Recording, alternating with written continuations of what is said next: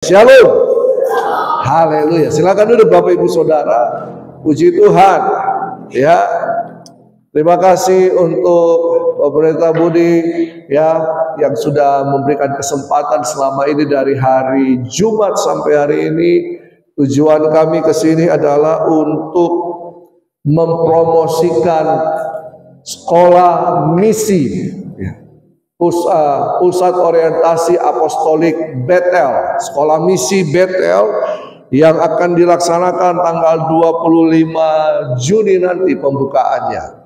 Karena itu bagi anak-anak muda ya, Bapak Ibu yang punya anak-anak yang muda, ayo yang sudah tamat SMA, biarkan mereka untuk mengikuti kelas ini ya, supaya mereka nanti akan diutus di ladang-ladang misi menggenapi amanat agung Tuhan.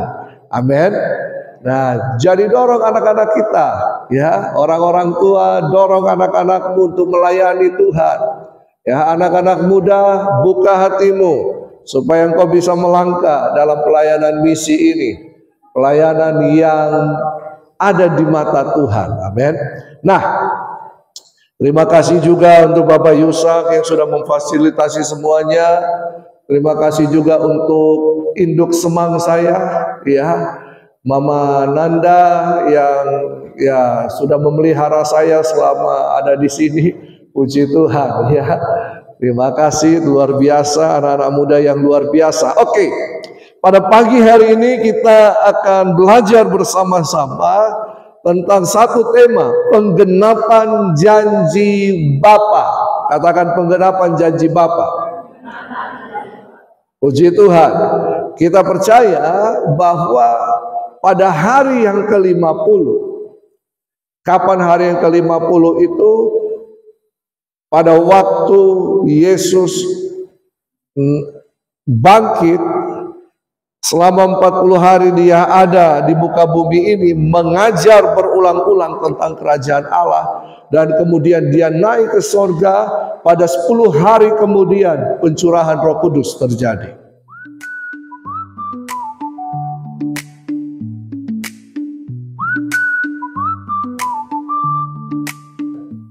Ya, hari yang ke-50. Apakah hari yang ke-50 itu? Atau hari Pentakosta. Ya, bukan Pantekosta ya. Pentakosta. Hari yang ke-50. Hari yang ke-50 adalah hari penuaian. Ya, hari penuaian. Sebenarnya bukan hari pencurahan Roh Kudus. Tetapi pada waktu hari yang ke-50, itulah Roh Kudus dicurahkan bagi orang percaya. Nah, kenapa Roh Kudus dicurahkan? Kenapa Roh Kudus diberikan? Siapakah Roh Kudus ini? Ya, kita akan belajar bersama-sama.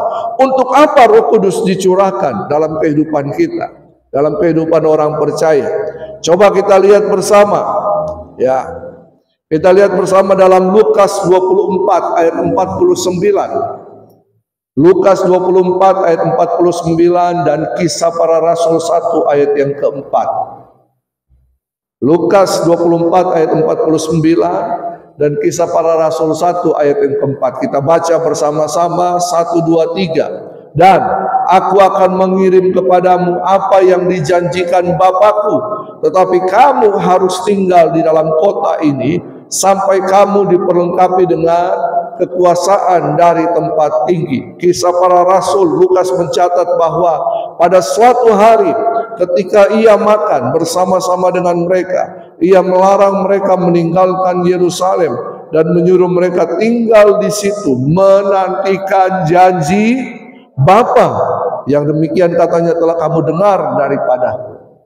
Kebiasaan orang Pentakosta adalah setelah kenaikan Tuhan Yesus, mereka mengadakan doa selama 10 hari.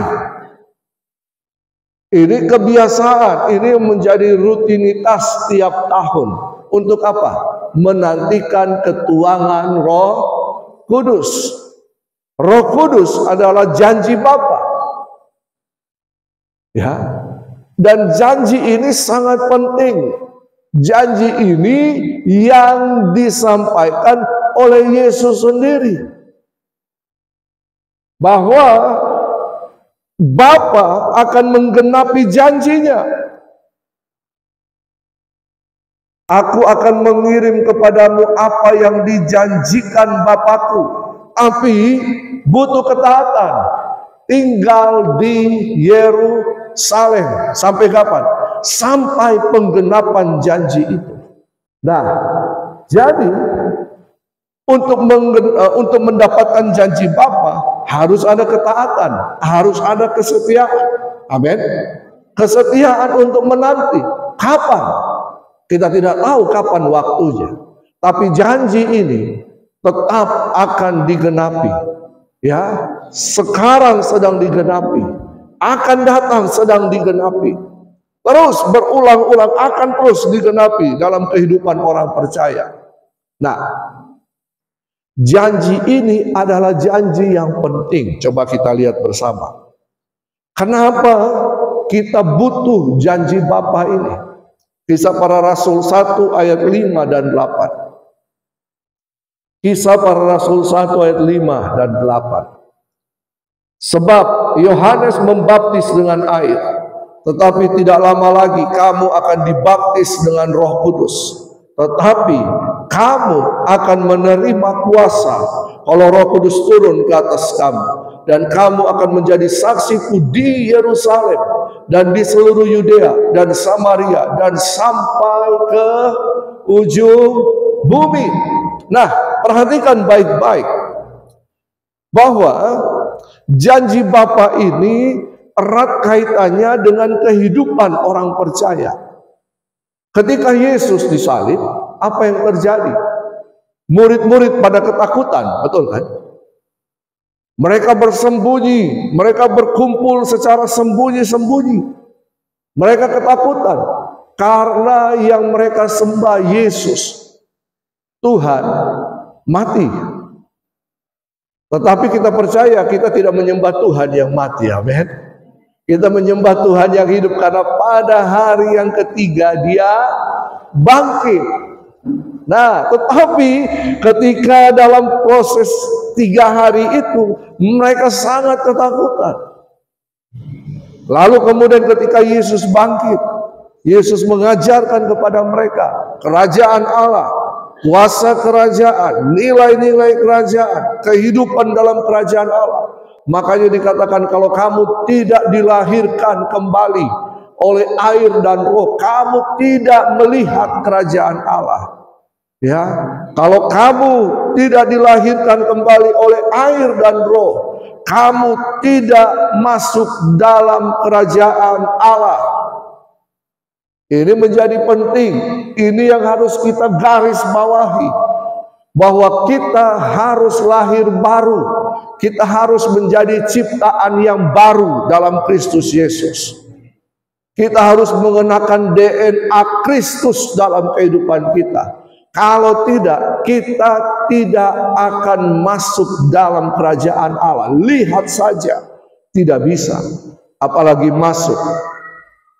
Kenapa? Karena ini hanya warga kerajaan saja yang bisa masuk dalam kerajaan Allah. Betul apa betul?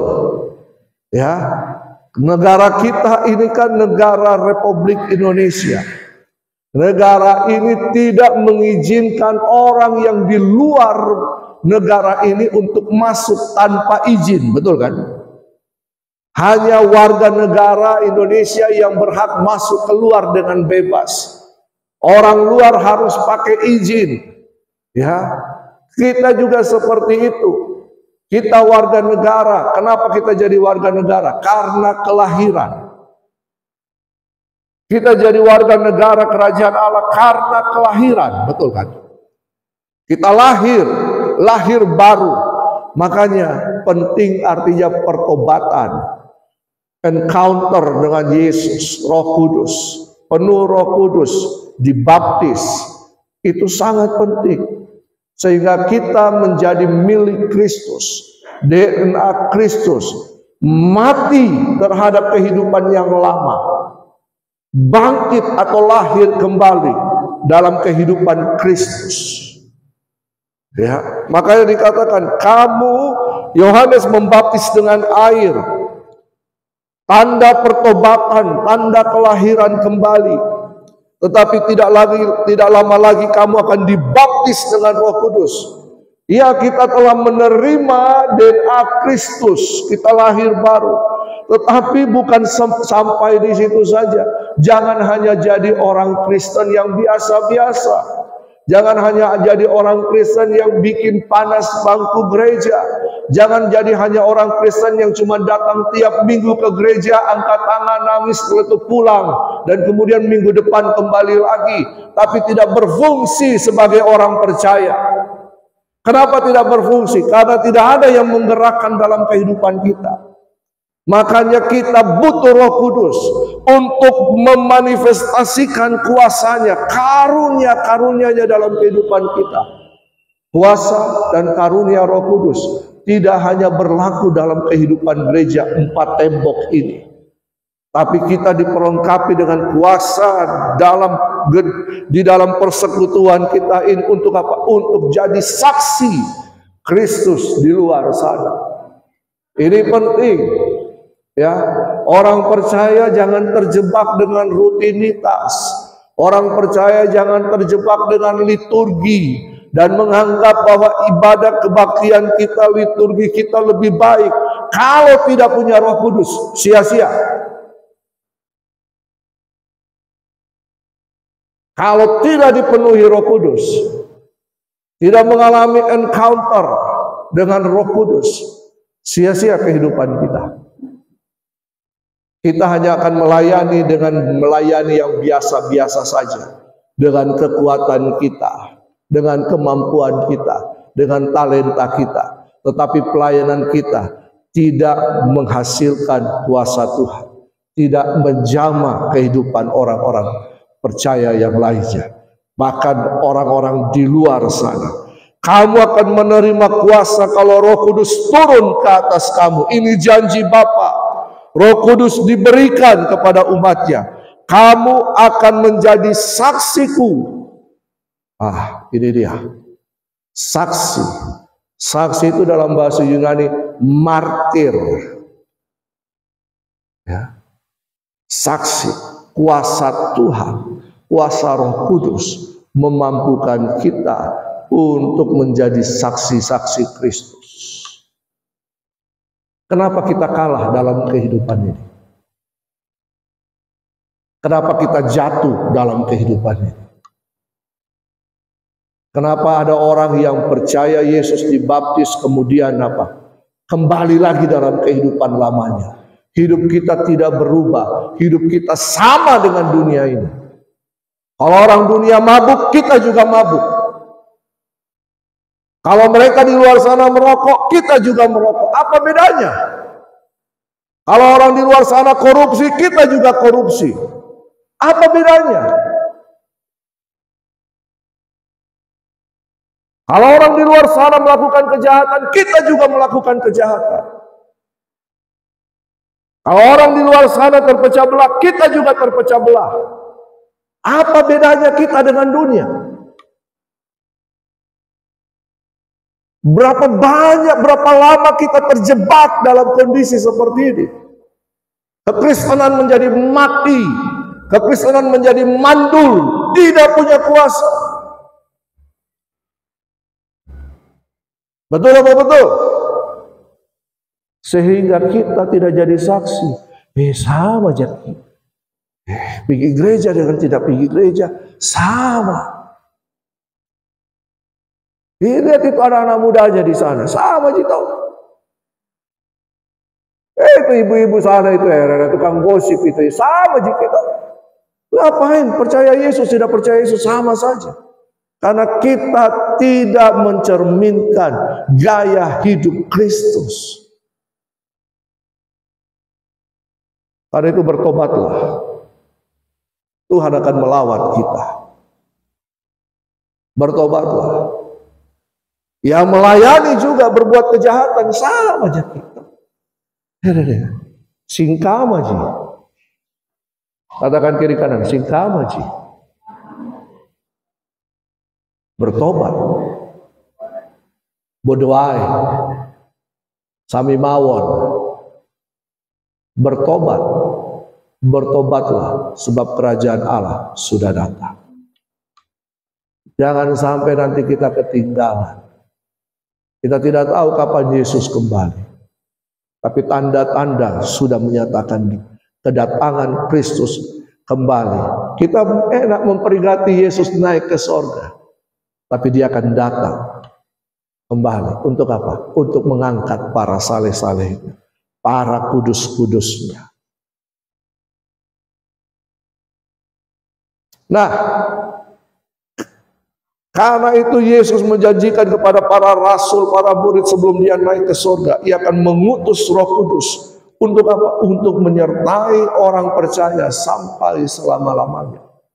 Perjanjian lama, Roh Kudus itu hanya hinggap di atas kepala orang percaya. Ya, Roh Kudus itu bisa kemudian meninggalkan orang percaya. Ada orang-orang yang ditugaskan secara khusus. Kemudian Roh Kudus hinggap memberikan kemampuan, memberikan hikmat supaya mereka bisa mengerjakan. Ya, pada waktu Musa ingin membangun tabernakel, ya ada orang-orang tertentu yang Roh Kudus turun atas kehidupan mereka.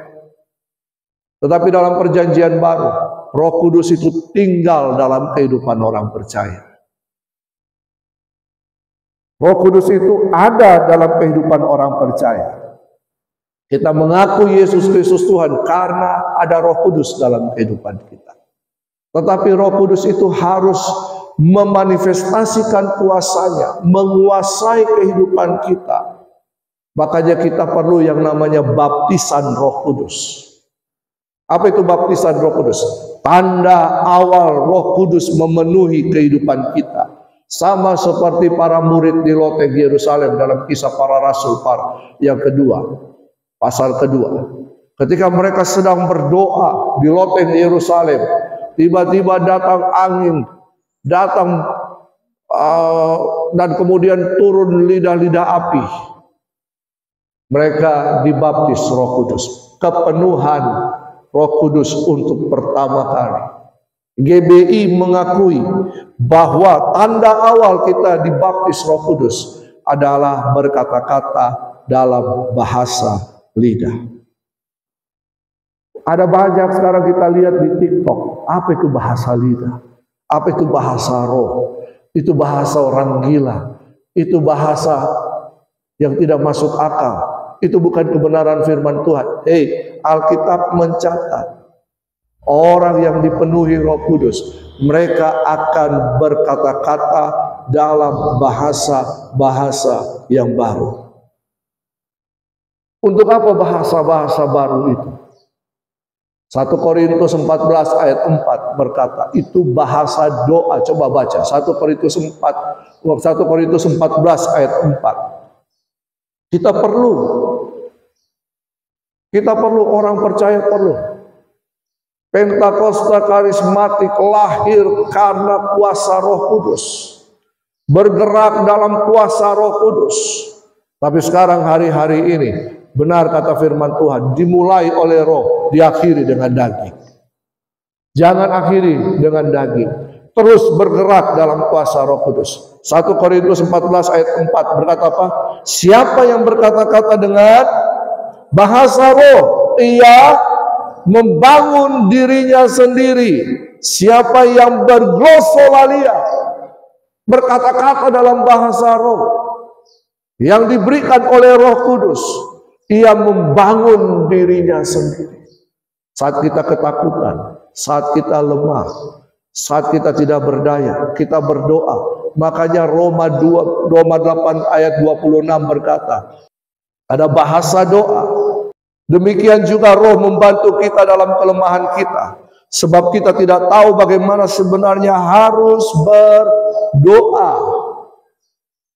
Ya, ada bahasa yang keluar yang kita tidak mengerti. Ingat Hana, mamanya siapa itu Hana? Mamanya Samuel. Ya, ketika dia dalam tekanan karena dihina oleh Penina, istri mudanya siapa ya? Elkana, dia datang di bait Allah. Dia berdoa, dia menangis. Bahkan mulutnya saja sampai Imam Eli berkata, "Hei, kamu mabukkah?" Dia lagi berdoa dengan rohnya. Ada kalanya kita tidak bisa mengungkapkan apa yang ada dalam hati kita, ketakutan dan sebagainya. Kita tidak tahu bagaimana kita harus berdoa. Tapi ketika kita berdoa dalam roh, Tuhan tahu itu bahasa doa. Jangan kucilkan, jangan remehkan kekuatan Roh Kudus dan bahasa doa itu. Orang Pentakosta sekarang mulai meninggalkan itu. Lihat, ketika mereka meninggalkan kuasa Roh Kudus, apa yang terjadi? Jatuh bangun dalam kehidupan lama. Kita butuh Roh Kudus. Amin. Nah, Roh Kudus itu bukan hanya milik satu orang.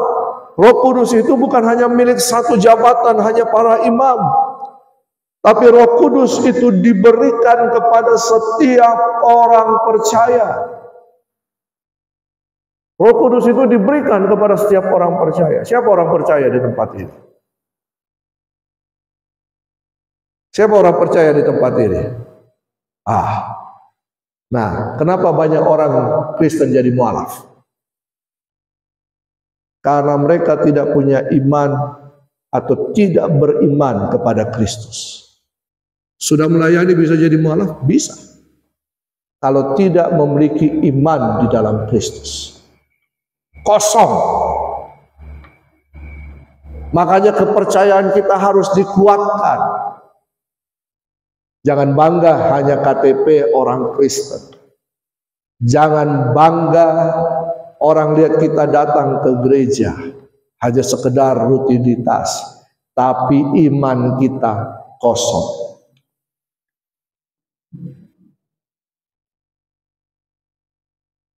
Betul apa betul? Hanya orang yang tidak punya iman yang gampang dihanyutkan. Karena itu mari anak-anak muda bangun iman di dalam Kristus. Ya. Orang tua bangun iman di dalam Kristus. Bangun iman anak-anakmu. Hidup benar di dalam Kristus. Roh Kudus akan diberikan kepada orang percaya untuk memampukan kita, untuk menolong kita. Kisah Para Rasul 2 ayat 38 sampai 39. Kisah 2 ayat 38 sampai 39.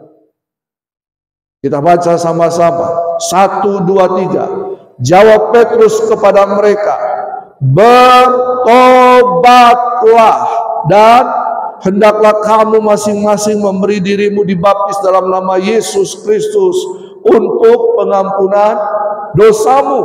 Maka kamu akan menerima karunia Roh Kudus. Sebab bagi kamulah janji itu, dan bagi anak-anakmu, dan bagi orang yang masih jauh, yaitu sebanyak yang akan dipanggil oleh Tuhan Allah kita. Siapa orang-orang yang masih jauh? Mereka yang belum percaya, dan ketika kita beritakan Injil kepada mereka, kemudian mereka percaya, bagi mereka juga janji itu. Amin. Tapi sebelumnya apa? Mari kita bertobat dari cara hidup yang sesat, yang salah. Kristen tidak menjamin kita masuk surga. Agama Kristen tidak menjamin kita masuk surga. Perhatikan baik-baik. Tapi mereka yang ada di dalam Kristus, yang bertobat, percaya Yesus sungguh-sungguh, menerima Dia sebagai Tuhan dan Juru Selamat pribadi, lahir baru, meninggalkan dosa dan kejahatan. Firman Tuhan katakan, mereka yang dibaptis untuk pengampunan dosa, baptisan tanda pengampunan dosa, baptisan bukan hanya sekedar dicelup seperti teh celup saja, ya angkat coloh, ya. Tapi baptisan, tanda pertobatan, apa yang membedakan kita dibaptis dengan mandi tiap hari? Mandi tiap hari untuk kebersihan badan kita, betul kan? Ya, supaya tidak bau-bau kaci. Makanya kita perlu mandi toh. Secara jasmani kita perlu mandi kan, supaya tidak bau kaci toh.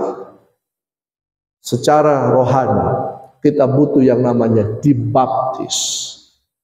Untuk apa? Menguburkan hal-hal lama, dosa-dosa kita.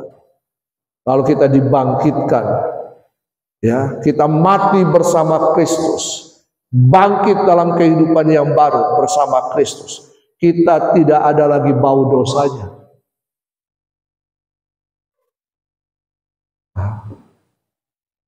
Perhatikan baik-baik.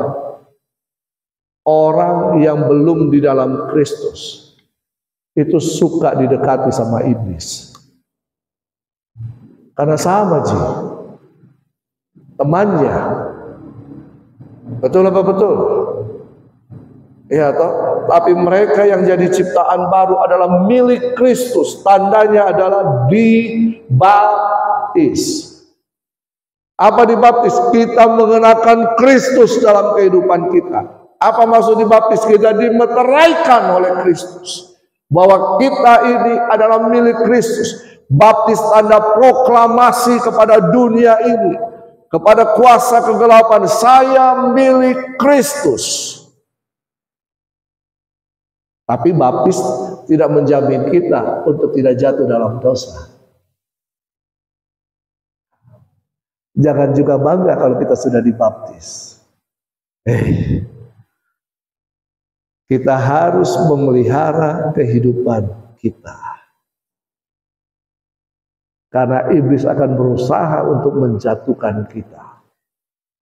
Mungkin khotbah hari ini kok khotbahnya kurang enak ya. Haleluya. Ya. Tapi saya percaya Tuhan akan bekerja dengan luar biasa di gereja ini. Amin. Tuhan akan bekerja dengan luar biasa. Tapi tergantung kita. Mau tidak kita bertobat? Sungguh-sungguh. Kuasa Roh Kudus akan bekerja. Karena itu ketika engkau mendengarkan firman Tuhan, jangan keraskan hatimu seperti orang Israel di Masa dan di Meriba. Buka hati, bertobat, supaya kita menerima janji itu. Yang kedua, Roh Kudus itu memberikan kuasa. Kita butuh kuasa Roh Kudus, bukan untuk gagah-gagahan, untuk pelayanan, untuk melayani mereka. Ya, bayangkan, coba imajinasikan murid-murid yang dalam ketakutan ini. Mereka berkumpul di loteng Yerusalem, ya seperti yang diperintahkan oleh Tuhan Yesus untuk menerima janji Bapa. Setelah mereka dipenuhi Roh Kudus, coba imajinasikan Petrus yang dulu kajili-jili. Petrus kajili-jili toh.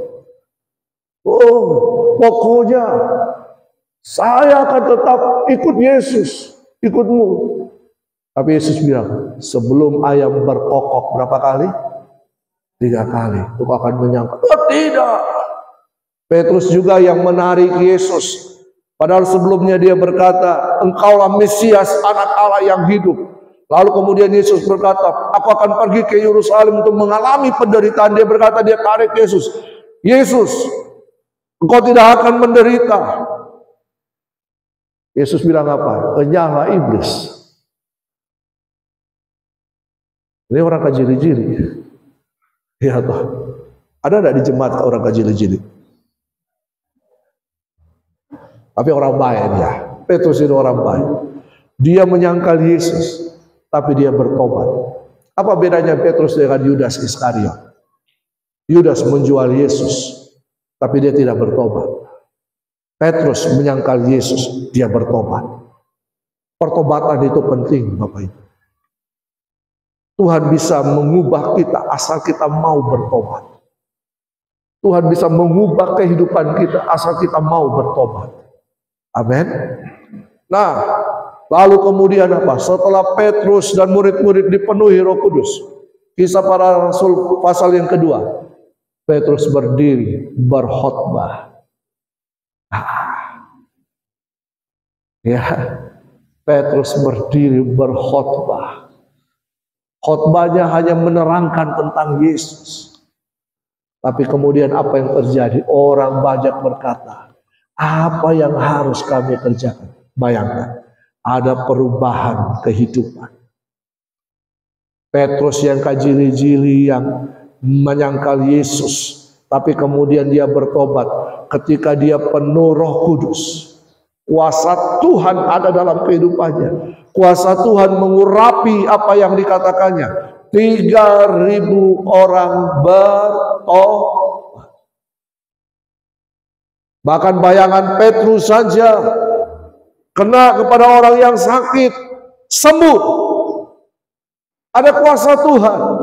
Makanya Ibrani 2 ayat 4 berkata, Allah meneguhkan kesaksian mereka oleh tanda-tanda dan mujizat-mujizat, dan oleh berbagai-bagai pernyataan kekuasaan dan karunia Roh Kudus yang dibagi-bagikannya menurut kehendaknya.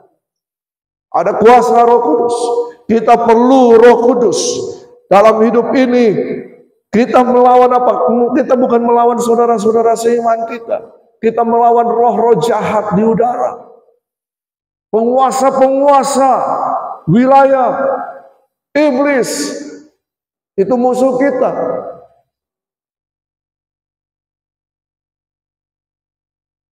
Amin. Itu musuh kita. Itu lawan kita. Coba kita lihat lagi. Markus 16 ayat 17 sampai 18. Markus 16 ayat 17 sampai 18. Kita baca sama-sama. 1, 2, 3. Tanda-tanda ini akan menyertai orang-orang yang percaya. Mereka akan mengusir setan-setan demi namaku. Mereka akan berbicara dalam bahasa-bahasa yang baru bagi mereka, bahasa lidah. Mereka akan memegang ular, dan sekalipun mereka minum racun maut, mereka tidak akan mendapat celaka. Mereka akan meletakkan tangannya atas orang sakit, dan orang itu akan sembuh. Perhatikan baik-baik. Ketika para murid dipenuhi oleh Roh Kudus, mereka bergerak dengan kuasa Tuhan. Mereka datangi orang yang sakit, mereka tumpang tangan, sembuh. Mereka datangi orang yang mati, mereka doakan bangkit. Bukankah itu satu hal yang luar biasa? Apakah kuasa itu sudah meninggalkan gereja? Tidak. Kuasa itu masih tetap ada dan sama dari dahulu sampai selama-lamanya. Cuman gereja yang meninggalkan kuasa itu. Orang percaya yang meninggalkan kuasa itu. Orang percaya yang tidak butuh kuasa itu. Kita butuh kuasa itu untuk menjadi saksi.